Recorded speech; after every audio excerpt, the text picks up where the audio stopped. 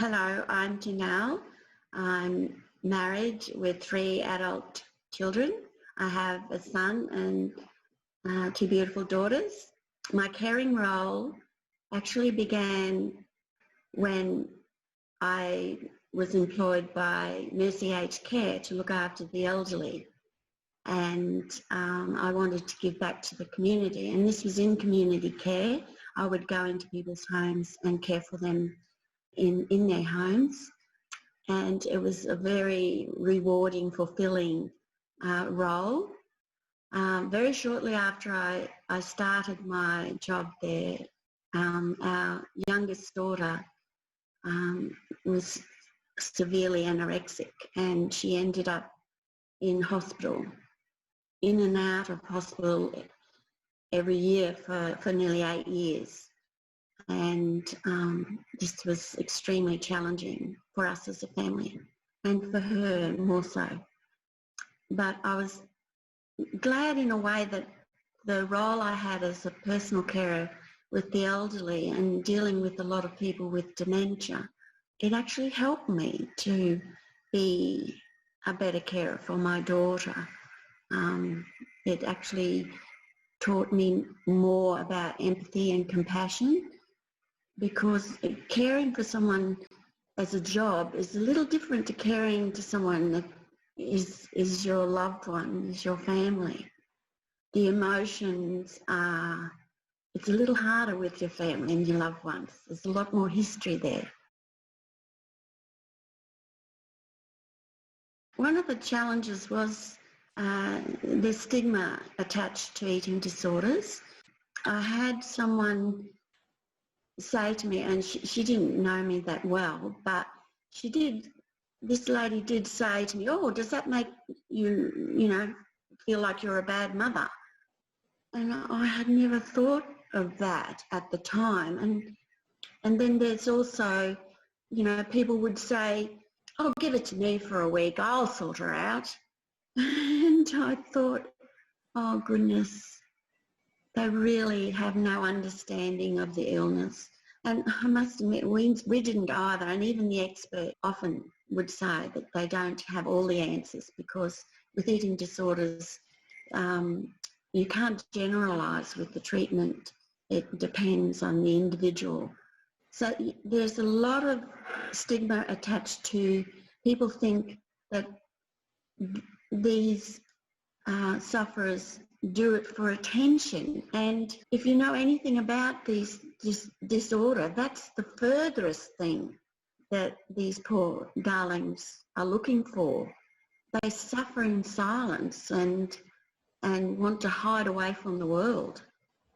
They're trying to kill themselves. And, well, it certainly wasn't the case with our daughter, that's for sure.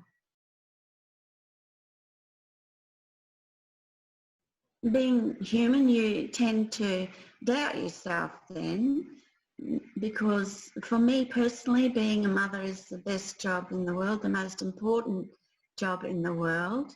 For someone to even think that I hadn't done my best, which is something I try to do all the time, that was very hurtful. So caring for someone, the challenges are so huge that it can't help but make you question yourself, because we're not superhuman.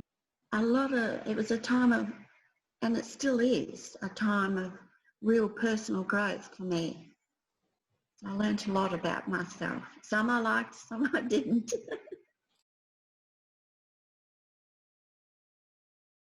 Even family members would want to help and offer their help, but because of my daughter's insecurities and because of the illness, which stripped her of all her self-confidence and self-esteem, and it was hard for her to even be in the presence of other people. So even the thought of having other people come into the house to help out was just not an option. And this is going back, quite a few years. So there was little support around then. There's a lot more now, which is great, but we need to bring more awareness to the community, because I found it hard, yeah. getting support. But thankfully through a wonderful dietitian and the doctor. So we need to get awareness through them, because that's how I actually eventually got that support. When I came out to Cedar Creek, it was like a light bulb had just gone off, and I'd found my tribe of people, because I didn't have to explain everything to them. They understood exactly my frustrations, and they just empathised with me, and I could empathise with them to a certain degree. And hearing their stories, it made me feel I wasn't so alone and fighting and dealing with my situation alone. That other carers also go through the same feelings of frustration and desperations. But coming out here, they provide counsellors, so you've always got someone to talk to, a professional to talk to, as well as the other carers. They have facilitators that teach you actually how to cope with challenging situations. They give you practical ideas on just getting through the day, little things that really helped, yes.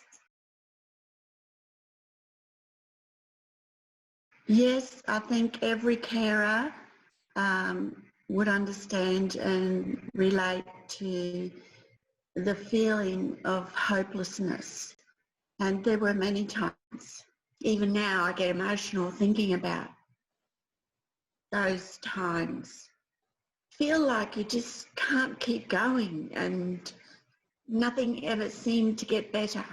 But I think the love for your child or whoever you care for, and being a mother, we have such a fierce sense of protection. I think you have to really reach deep within yourself and go, no, this too will pass, I'll get through it, I'll just deal with what I need to do with right now. Might be minute by minute, hour by hour some days. Actually learning to sit with your feelings is very difficult, because, when you're a carer, you're so busy, always putting others before yourself.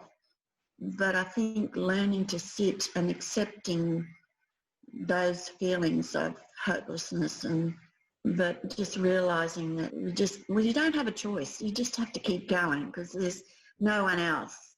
Definite times of, feeling extremely hopeless and helpless, and especially when you're dealing with negativity and people with mental health issues, which you tend to be the person that they, unfortunately, because they know that you'll always be there, that they target you with a lot of their own anger issues.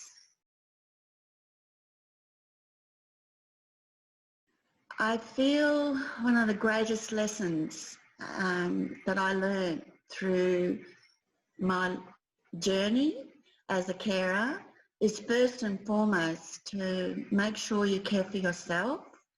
It's like when you go on an aeroplane and they go through all the safety precautions and they tell you to put, your mask on yourself first before you put it on your children or anyone else. And that is so important. You must look after yourself, because how are you going to be the wonderful carer that you are? How are you going to continue if you don't care for yourself first? You're not on your own. There are people and support groups and organisations now who do offer help. And one thing I was never very good at was asking for help. It's okay to ask for help. There will come a time then you can maybe, if you gain help from someone else or an organisation, then if you're in a better situation with yourself, you might want to give back like I have. And I can tell you it's just the most wonderful feeling and fulfilling feeling to be able to help someone else. And it's not until I came out here to Cedar Creek that I realised how important that was. Now that I'm a volunteer and an ambassador for the organisation, it's so rewarding to see the difference in our carers from when they arrive to when they leave.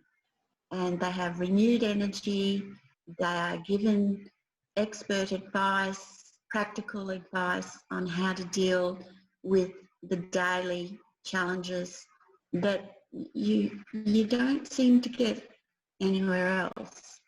So, but the most important lesson, I think, is to always look after yourself first so you can be the best carer that you are. I'm so impressed and humbled when I meet carers. They're problem solvers. They're just amazing people. And you never know when you're going to become a carer. Anybody can become a carer. And there are young carers out there, as young as 8 and 9. We have teenage carers who come out to the retreat here who are just amazing young people. Yes, I want anyone out there to realise how special they are and what a wonderful job they are doing, even when you think you're not. You are saving someone's life. The most amazing thing. And I would like people to trust their gut intuition, because that is your best guide, always. I feel incredibly passionate about the work that we do here with the Carers Foundation. We are helping people so much in such a short time, but we desperately need funding, of course, to purchase a new facility. So we need to get awareness out there. The difference from when someone arrives to one of our retreats, where a lot of them are near suicidal or virtually suicidal when they arrive, and they feel incredibly guilty for actually leaving their loved one and coming away from them, even for a day. And we encourage them, there's no pressure whatsoever to stay or to take part in anything, but we've never had anyone not want to take part once they see what goes on. So we invite them to just stay, have a cuppa and have a chat to some of the others. Then they start to relax and realise that they're actually in a safe environment. They're actually with people who care, who empathise, who are going through similar. Then they relax. And by the end of the day, you see the beautiful personalities finally emerging. And so we're actually doing work that's visible instantly. It's more than just sort of sending them to go and have a pedicure or something occasionally. It's actually validating their feelings and making them feel worthwhile and not alone. And of course, I'm a product of this wonderful organisation, and it's my job to be there for them and to listen, really listen to their stories and their challenges. But Ronnie has the most amazing people that she's chosen to be involved, the facilitators, the masseurs, the art therapists are all hand chosen because they've either had some caring role themselves or have had family members who have been carers. So it's a very safe environment for people to relax and open up more, because a lot of carers put walls up to protect themselves. You have to become incredibly strong. You have to really reach within yourself for that inner strength that you never realised that you had until you're faced with life and death situations. So I'm very proud to be an ambassador for the Carers Foundation. It does absolutely amazing, wonderful job, and the need is so urgent for the care that we provide. I'm the hugger, I'm the greeter. When people come, when people walk down the road to our facility, I'm there with my arms out, and I was brought up by parents who are extremely tactile people, and so it's my job to hug and greet everybody. And in actual fact, I sense their energy levels, and it's amazing the difference in the hug when I first greet them to the hug when they leave. It's like when they leave, they literally lift me up. I'm not that big. They lift and sort of rocking me. You know, they're so grateful for what we provide for them. And honestly, that's sometimes, I'll write that in my grateful jar actually, is a beautiful hug I got today. I have a grateful jar, and every night I write in a little note something that I'm grateful for every day. When you're a carer, there's some days that you've really got to search for something that you're grateful for. But ultimately, I'm grateful to still be alive. I still have a lot that I want to do with my life. And in these uncertain times, you know, we're lucky to be alive. And it's the little things. It's the sunshine, or it's the rain. I love rain even. It's coming out here and being in nature, or it's just somebody smiled at me today, or I smiled at them and got one back, and little things like that. Don't forget the little things.